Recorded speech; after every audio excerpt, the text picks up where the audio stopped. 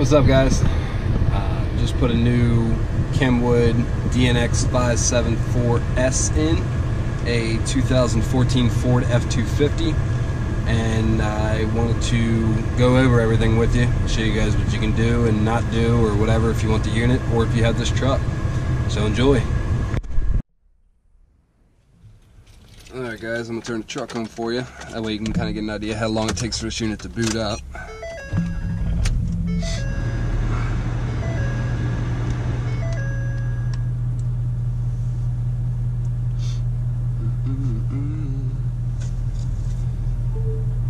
Alright. So you get your little warning screen, you just scroll past that. Then we got our home screen here. We have stuff like the clock,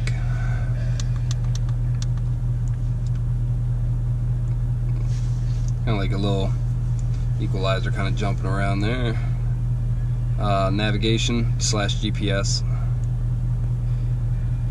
Since we did the Maestro wire harness, we do get tire pressure readout, and if I open the door up, well actually it's not going to show it on this one, I'll show you guys on another one. But you get tire pressure on there, and then we can go back to the clock here. We will start with HD radio. Put your volume up and down over here. We can change the stations down here in the bottom. We do got the presets on the side here. Same thing, we just kind of press and hold to save it as a preset. When you're done with it, you can move them back out of the way. You do have AM and FM down here in the bottom.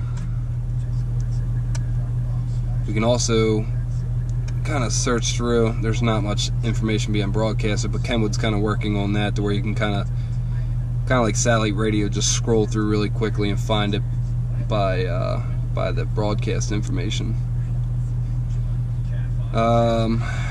Let's see here. Get your CD. It is a single disc. It will play CDs as well. I mean DVDs as well. We got navigation down here, which uses the Garmin navigation. Just like a regular portable Garmin unit. You know, you can put where to, type your home address, local gas stations, restaurants nearby, stuff like that.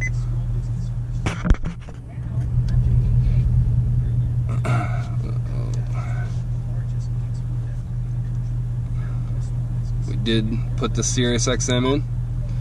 You got to use the SXV, I think it's a 300 or 3000, something like that, whatever it is, vehicle tuner, which will give us SiriusXM.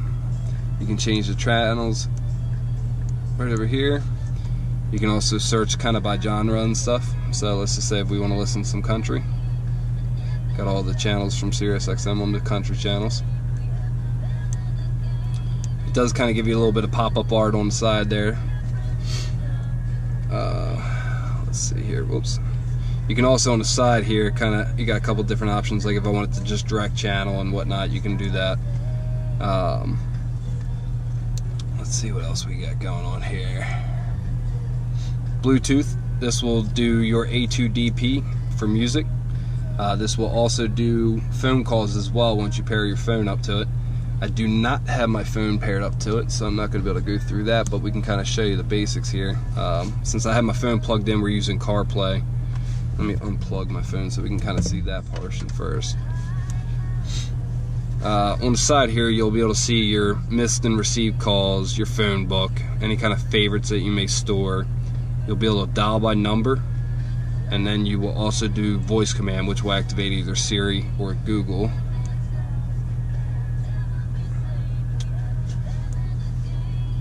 Pandora, Spotify, it does support those apps. Like I said, it does do CD or DVD. It does come with a single iPod or a USB output on the back for any kind of iPhone, iPod, stuff like that. USB drive. SD card up here in the corner. You can store some music or photos or whatnot on the SD card. It does have an AV input, like an auxiliary or whatnot. You can definitely fine-tune your music with the equalizer, crossover settings, digital time alignment, fade, balance. It does have a lot of settings on there.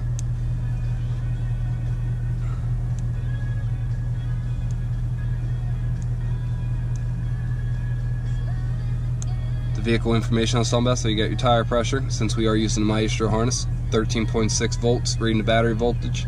If I had a check engine light, it would show it and allow me to clear it if I fixed a problem. It will also let me know what the problem is. If I open one of the doors up, it does show me that one of my doors are open.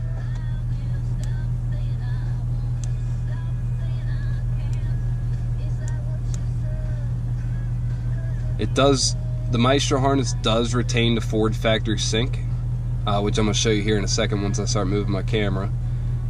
It does give me real-time gauge readout, which is really nice for those guys that kind of really into tuning their vehicles and stuff. You can kind of see, you know, oil temp and I want to say boost, but I think boost might not be on the data bus network in this vehicle. But in some vehicles, you can definitely do boost.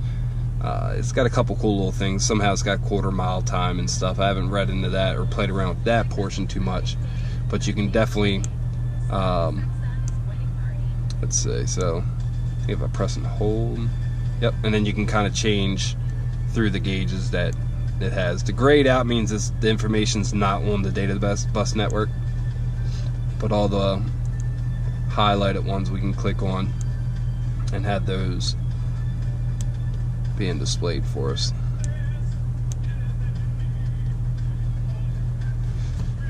I did hook up a USB so the customer can have Apple CarPlay, so I'm going to connect that up so we can go over that. So Apple CarPlay pops up. From there we can do our phone calls, which Siri's going to try to do the phone call for us, but if I don't want her to do it, I can just go over here. From here I can see my recents, my contacts, I can dial by number, I can listen to my voicemail.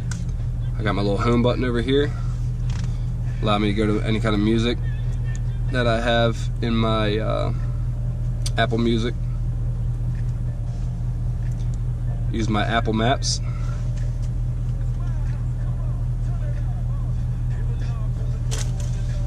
It's kind of slow because of my phone. Send and receive text messages. Or create a new one. It will not allow you to read them, but she will read it to you. Same thing when you respond, it's all voice to text. Now playing takes you back to whatever app you were last using for your music. Kenwood would take me back to the Kenwood home screen, any kind of podcast, audiobooks, and whatever other kind of music apps you may have, like Spotify.